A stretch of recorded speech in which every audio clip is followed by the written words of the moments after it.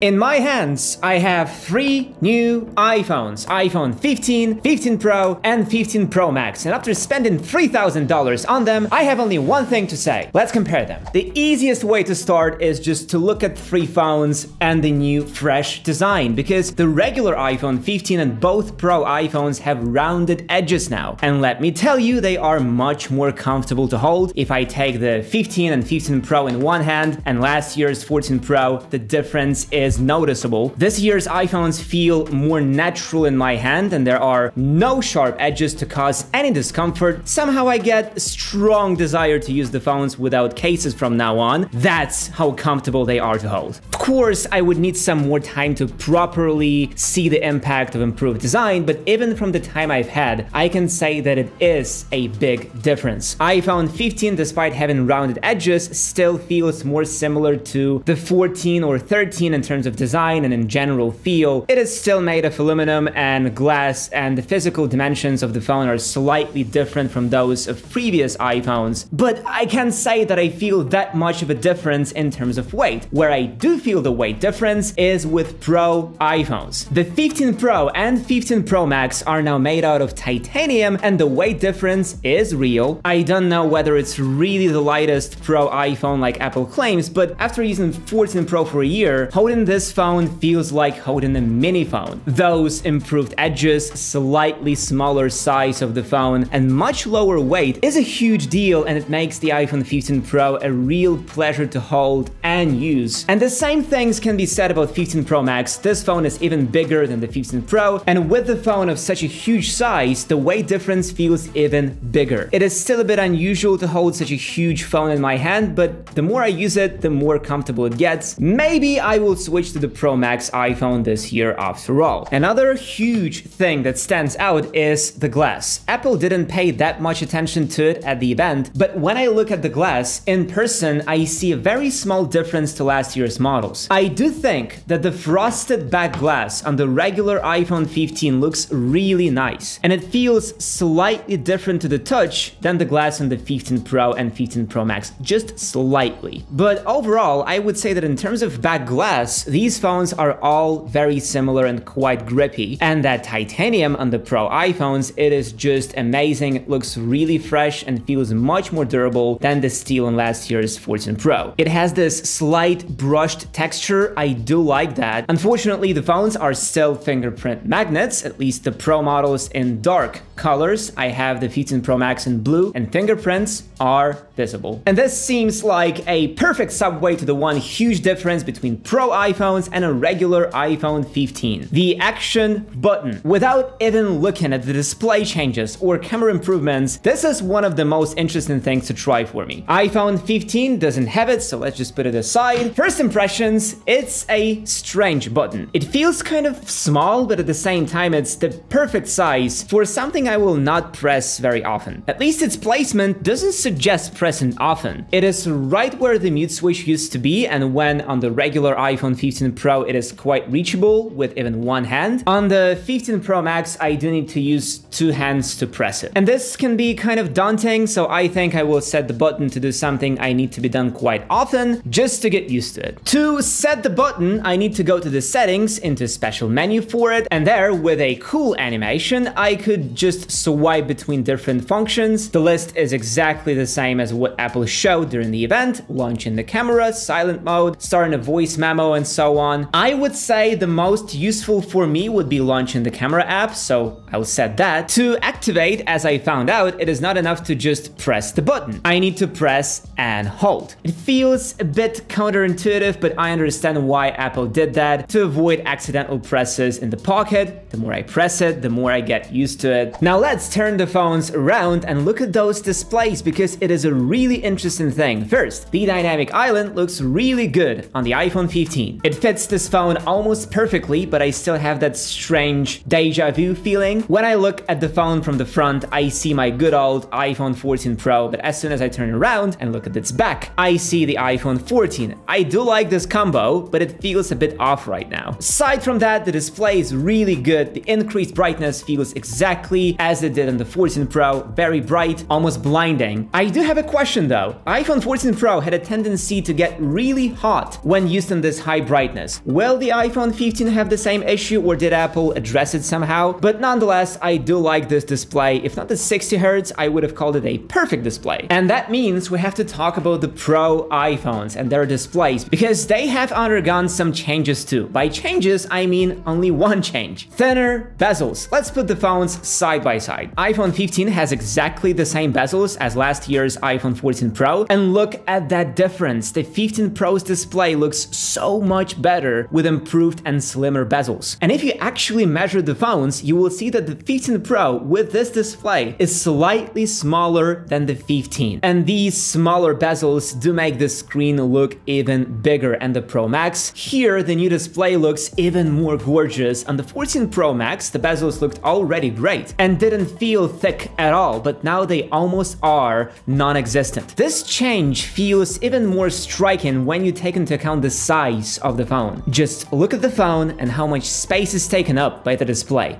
The phone, the display, the phone, the display. This is a huge difference. What I want to also touch on is the fluidity of the dynamic island. Since iPhone 15 has a 60 Hz panel and the 15 Pro and Pro Max have Pro Motion, logically, you would assume the dynamic island on the regular iPhone 15 feels slow and sluggish. But I must admit, when you really use the phones, you barely notice the difference, at least in terms of responsiveness. On Pro models, it does feel a bit snappier and more fluent, but it is not like it feels slow on the iPhone 15. It feels really quick on all phones, but on Pro models, a bit smoother. How about we take a little break and talk about this video sponsor, JSOX. I've been using the JSOX iPhone 15 Pro ring lag series case for a while now, and I've got to say, it's been a game changer. I can't count how many times I've used the stand feature. Whether I'm watching videos, reading a recipe in the kitchen, or having a video call with friends, being able to adjust the angle just right is a game changer. The build quality is impressive too. It's sturdy, yet doesn't add extra bulk to the phone. Also, I found the ring especially useful when I'm lying in bed with the phone in my hands. Slipping my fingers through the ring provides extra grip, no more accidental drops for me. This feature may seem small, but it's incredibly handy. Oh, and it also has MagSafe. The case works seamlessly with MagSafe chargers and other wireless chargers. What's more, the magnetic ring in this case makes the connection super strong. The case itself also has the military-grade drop protection. The case has been rigorously tested and has passed with flying colors. The 4-in-1 shockproof back with airbag cushioning really adds a layer of security. I've dropped my phone a few times and it's come out unscathed. Plus, the raised bezels around the camera and screen keep them safe from scratches. The attention to detail here is what sets this case apart. The metal buttons feel just like the original phone's buttons. And that's a small but significant touch. The semi-transparent back panel not only looks great, but also feels comfortable to hold. It's versatile, efficient, and doesn't compromise on protection or aesthetics. If you want a case that enhances your phone experience, I highly recommend giving the JSOX Ring Lax case a try. And I will leave a link in the description for you to check it out.